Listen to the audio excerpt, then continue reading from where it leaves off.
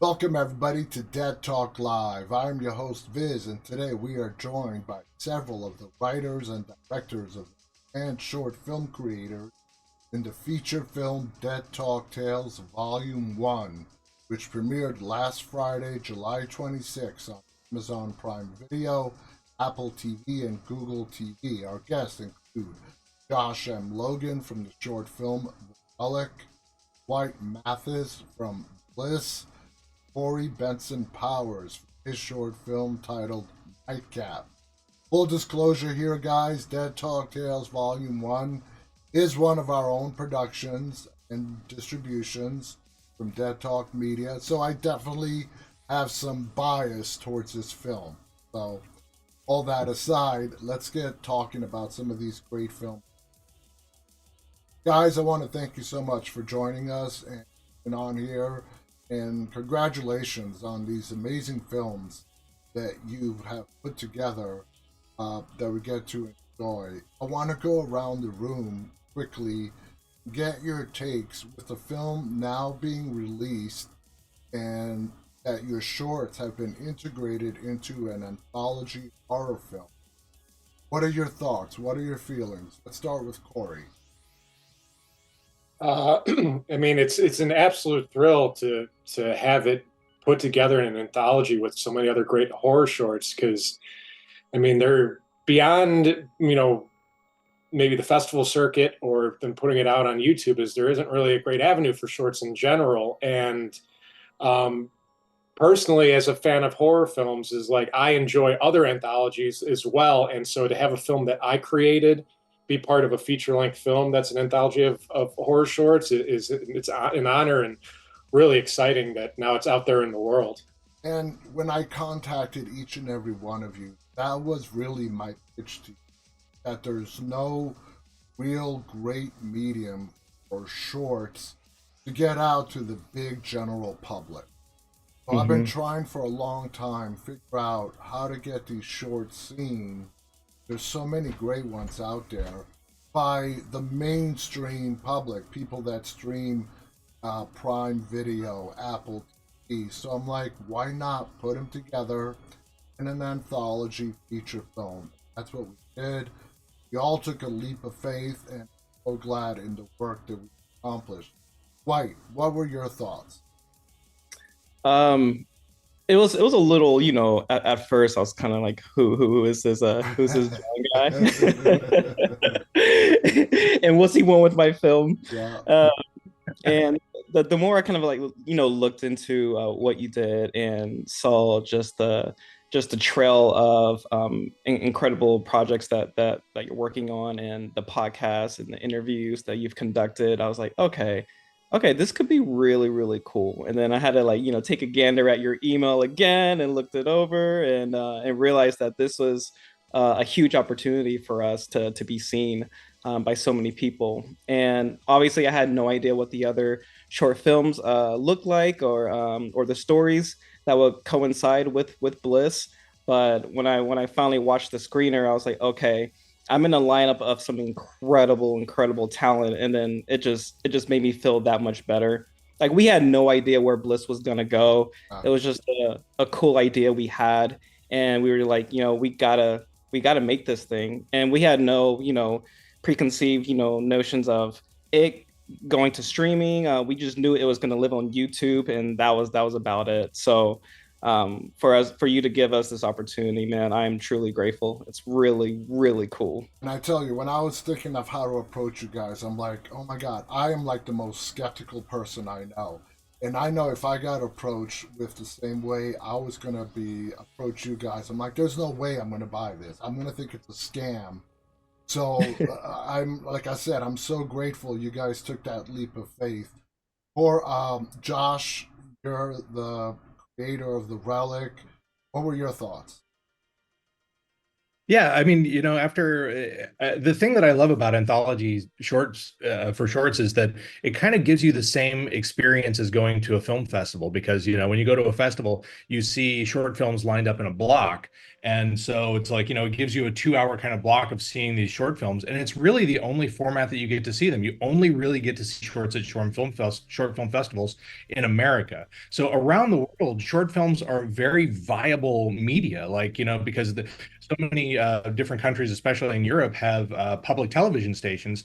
And so instead of putting commercials in between their feature products, they will populate it with short films. So short films are hugely popular in Europe, and why not? Like they're really their own special media. It requires its own special kind of storytelling, and just because a movie isn't 30 minutes long or 90 minutes long, it doesn't fit into these boxes here. So any exposure that we get to have to short films, which is, like I said, it's really its own art form, is really great because, and with the internet being prevalent and being able to stream things regularly, bringing more attention to this kind of media, I think is really, really great. So, being able to watch this as an anthology, I felt like I was sitting down at a film festival to watch a block of genre shorts, and it was really, really fun. So thank you so much for putting this together and bringing us all together, and we all get to meet each other too, which is really, Exactly. kind of my favorite part of film festivals is meeting other filmmakers that are kind of like-minded, that enjoy making stuff like this for people to see. So thanks so much for bringing this together. It's really cool. And what a lot of people don't know is like main platform, Prime, and Apple TV, they will not accept anything like under 30 minutes. And for order for something to even be monetized, it has to be a minimum of 15 minutes. So some people might be asking, well, why not take a short? And why isn't there a person just putting shorts on Prime or Apple TV just on their own? You can't. Not allowed. It's against their rules because it doesn't make money for them. And whatever doesn't make money for them, they're not going to do. Now, Josh, before we get into the relic, we have to mention a very tragic event. As we were getting ready for distribution, May 25th, the actor Johnny was tragically murdered in Los Angeles, senselessly during a car robbery. How did you first hear the news, and what was your... Honestly, I saw it in the trades. I was at a friend of mine's, it was around the 4th of July, and I was at a friend's hanging out, and I was just like checking my email, and I see a deadline, news alert pop up that Johnny Wachter murdered. And I'm like, what is going on? Like, I've known Johnny for so long. Like, I was in a directing program for a long time with him as an actor. We did countless scenes together, countless work together. And I mean, really just one of the most magnificent human beings and one of the finest actors I've ever worked with. And to like get notified that my friend died over email was just absolutely shocking. And I'm still, there's truly a hole in my heart that this happened with this guy. And I'm so happy that like people, I mean, Johnny was an incredibly well-liked person, and there's an entire group of people in LA that have been continuing to post and bring messages to, and even march downtown to try and get the mayor to get a handle on the crime that's been happening in downtown Los Angeles. These catalytic converter thefts, I mean, resulting in murders, and for like $150, like that's all these guys are getting off that stuff. So, yeah, it's ridiculous, so senseless, and it wasn't like back page news either. This story, no, his death made front page news for many weeks. Yeah. Because it was so hard to fathom just the nature of how it unfolded. So our condolences go to his friends and his family. This horrible event. Now let's talk about Johnny, his role in the... It's such a fascinating film. This film starts at 100 miles per hour and it never lets its foot off the gas. You wrote this script. This was your baby, your idea. How did this idea come together for you? Well, I mean, I've been working in movies a really long time, and I'd made some short films before this one, and I really wanted to make something that was like a straight up monster movie. Everything I'd done before had been kind of more like horror comedy or even just straight comedy, but I mean, my love has been horror. I mean, since I was 8 years old. Yeah. So I really wanted to make a monster movie, and I wanted to make something that I thought would be really fun. And after having gone through the festival circuit with Lunch Ladies, I wanted to design a monster movie specifically for short film festivals. And so I took all the things that I learned from Lunch Ladies and built them into this monster story. And cosmic horror has also been like my favorite genre for a long time. I love the idea that we are just this tiny little, like, spark of humanities floating in the vast infinite universe that really means nothing to anything, and there's so little that we really understand about how everything works in the universe, beyond our comprehension. And so, obviously the works of Lovecraft were very inspirational, as well as Robert Chambers and a bunch of the like Victorian horror writers of the end of the 19th century. And so I just kind of decided to fold that all into something that I thought would fit into, a 12 to 14 minute time slot, and would keep people really interested, and would just kind of leave them at the end just going like, I don't know what just happened, but it was fun. It was.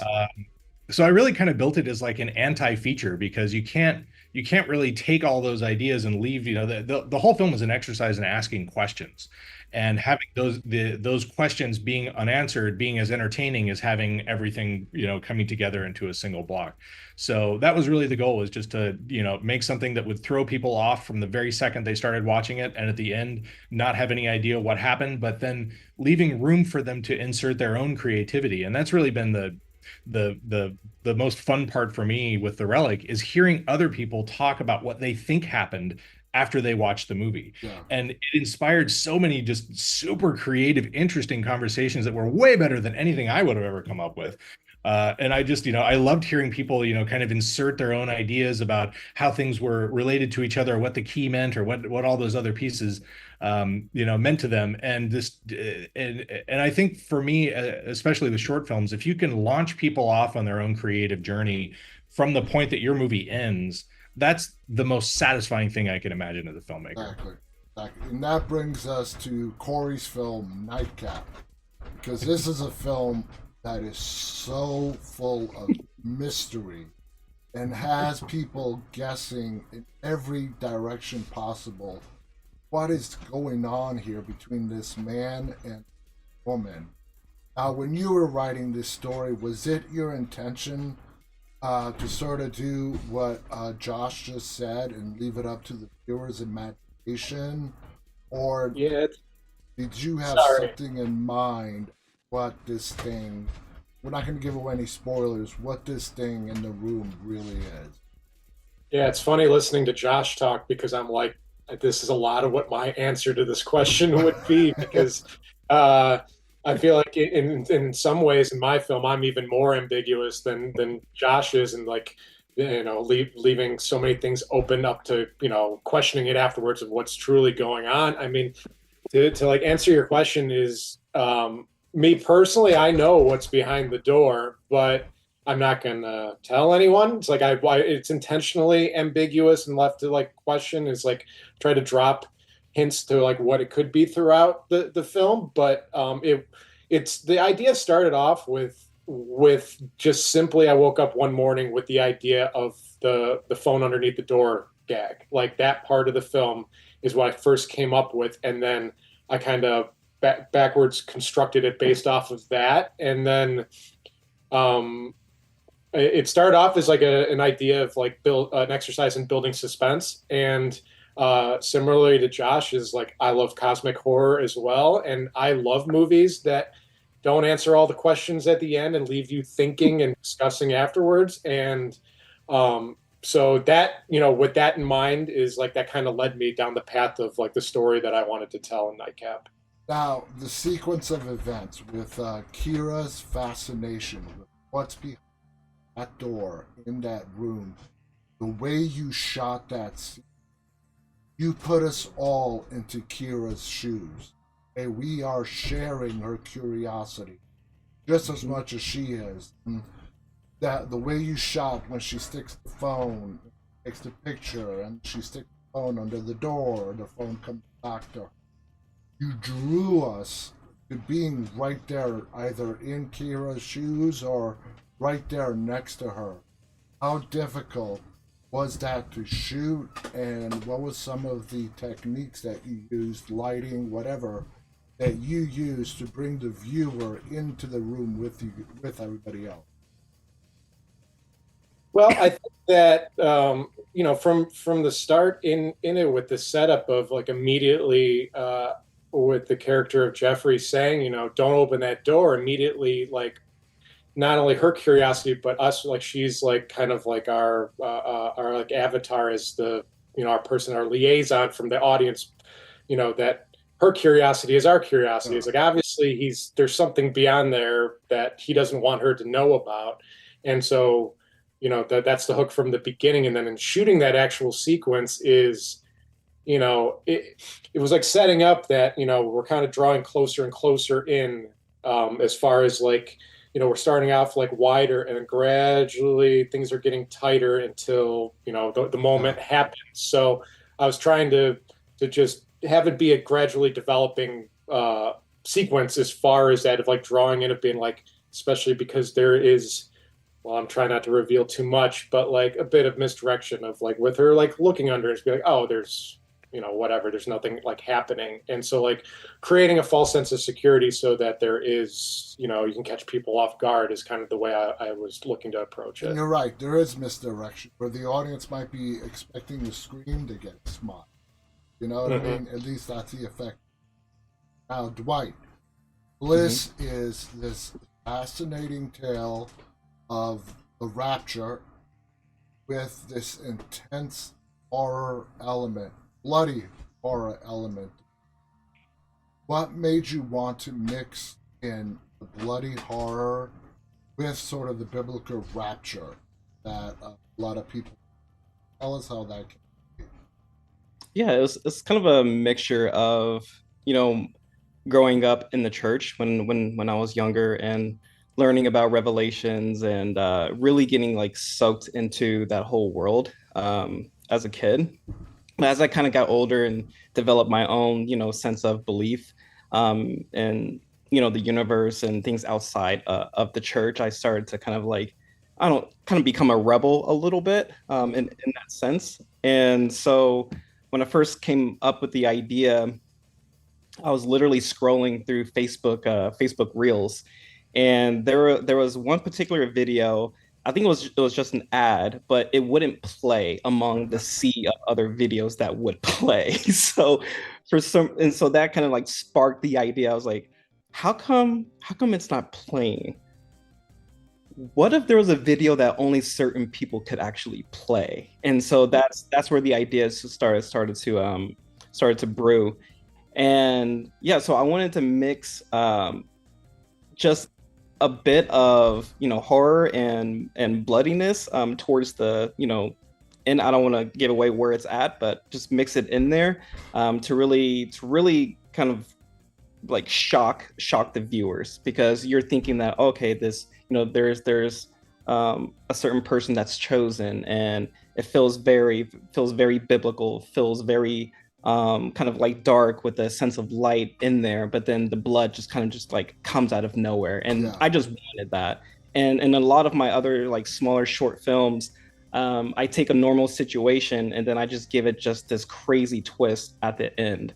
And so I wanted to carry that along with a longer format film like Bliss. And you did that with this film, because I had to watch at least several times. Like, wait, did what happened and what I thought happened really happened? And you did it with that ending that really shocked me, surprised me.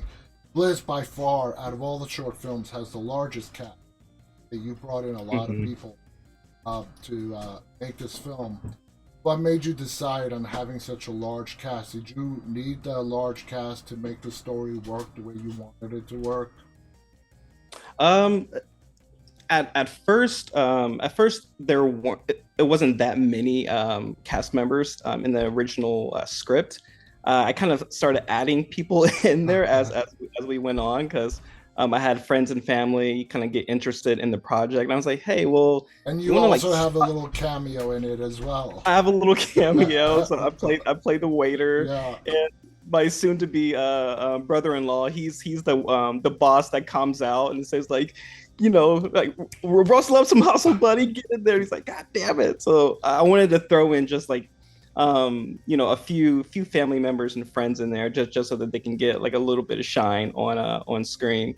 But originally it was just the four main cast members and then Mariana who plays the Herald. But then as we kind of like kept adding to the story, that's when we kept adding to the cast, like the news anchors and young Gabe as well. He kind of came in towards the end, so And I'm it was one of the sure they did not yeah. expect to end up on Prime Video, Apple TV, and None of us did. Yeah, none of us did, man. It now, was one of those. Yeah. so Josh, going back to you, the Relic, is this a story that you are interested in expanding on? If someone approached you, somebody who sees the movie as part of Dead Talk Tales, watches this short story and approaches you and says, "Gosh, you can turn this into a feature film." What are your feelings about Oh yeah, I've got a lot. Since I finished the short, I've been developing the Relic as a kind of universe, and the idea is to create a series of feature films that are related not necessarily by characters or monsters specifically, but by mythology. Yeah. Because cosmic horror can happen anywhere, and so taking the idea of the Relic, which is based on an object that is some kind of archaeological find, an artifact from history that has some kind of cosmic properties to it that essentially people find it and it creates some kind of gateway between the world that we understand as the human world and the expansiveness of the cosmic galaxy universe around us. So, cosmic horror can happen anywhere, it can happen anytime. So, as long as we've got an object to relate to, and that creates the gateway between these universes, then whatever comes through that gateway will affect us as humans. Whether or not whatever's coming through has any idea that we exist or that we matter at all doesn't even matter. But what matters is how it affects us as humans and how it affects our protagonists. Mm-hmm. So I just finished shooting a feature film called The Relic Dragon, which is the first feature in the series of the Relic features, and I've got 5 other stories behind it. Some of which are kind of related directly to the short film, and some of which are just kind of off on their own tangent. But ultimately, developing it as a way for everything to be related together, and possibly coming together into something interesting at the end. That sounds very exciting. Corey, the character of Jeffrey, Nightcap. How do you see Jeff? You were creating him. Is he sort of like a caretaker who provides something for a known entity? That's how a little bit I saw him. How do you see Jeffrey when you were creating him? Yeah. While not getting too much into the particulars, you're on the right path with how I viewed him as well. Is that caretaker is a great way to put it. That there is this other entity that he like looks after, does its bidding. So you're on the right path with that while trying to keep it ambiguous. And he's also, not the name of the actor who played him, but the actor did a great job in without saying words, but through his facial expressions, conveying to us that he's not really happy with the situation he's in. He's not really happy with what he's doing, even though some of the people are doing this voluntarily. Is that how you wanted the character to portray? Yeah, Tyler Meyer is who played Jeffrey, and he did an excellent job because with the things that you're outlining is I wanted to say as much as I could without it being verbalized, that it's all in the performance and in his facial expressions and reactions that I wanted to again, to be less about what he says and more about how he is. And and watching him and the new, like, Tyler did an amazing job of like the nuanced performance of like, my goal was that every time I see him is just like the expression on his face is supposed to tell you way more than the words that are coming out of his mouth there. So, yeah, it excites me to hear that feedback, that that's what was taken away, because that's what was supposed to be intimated from him, was more the subtext of how he is acting and how he's emoting versus just the simple kind of banter that they're having back and forth in the beginning. Is it's all about the performance rather than like dialogue, as far as like who he is. Gotcha. Gotcha. Dwight, when you wrote Bliss, did you have the whole story mapped out before you even started writing? Or did the story sort of come together after you started writing? A mixture of both. I had the outline first, and then I wrote the script based on that. Young Gabe's his whole that whole flashback was definitely in the original outline, and we didn't we had no idea we are gonna get Neum Sakdev to play young Gabe. So we didn't have that part casted, but we just started shooting anyway, with the thoughts of let's just film the whole script. If we can't get anyone to play young Gabe, then we'll just cut that scene. And then halfway through production, we landed Neum, and so me and the crew, we flew out to Dallas to and shot in his house, in his bedroom, and got that. And so that for us really did complete the whole film and completed the story. So we're really happy with that. That was the only situation within the script that you know we outlined, shot, and then it just landed in our laps later. So that was a win for us. That's definitely something. I want to thank you guys so much. And that talk, I want this is going to be a friend. Next year, I'm going to be releasing volume two. Again, the purpose is to give more exposure to short films. Uh, Gotta say, it's been a week. The movie got released ago today, and I see the numbers, some of the early numbers, and look very good and that people are enjoying this format given. So I definitely want to continue this. It's been an absolute honor. There's 7 stories, guys. Not just 3. There's 7 stories. We're gonna bring on the other 4 directors in a couple of weeks. It was just a scheduling issue. We couldn't get everybody on today. We're gonna bring on the remaining 4 directors to talk about their stories here by no later than the. So stay tuned for that. It's been an honor meeting you guys. Thank you so much for participating in the film. Again, the film is called Dead Talk Tales Volume 1, now streaming on Prime Video, Apple TV, and Google TV, formerly known as Google Play Movies. Check it out. It's a horror anthology, full feature film. It has some amazing, scary stories. Check it out.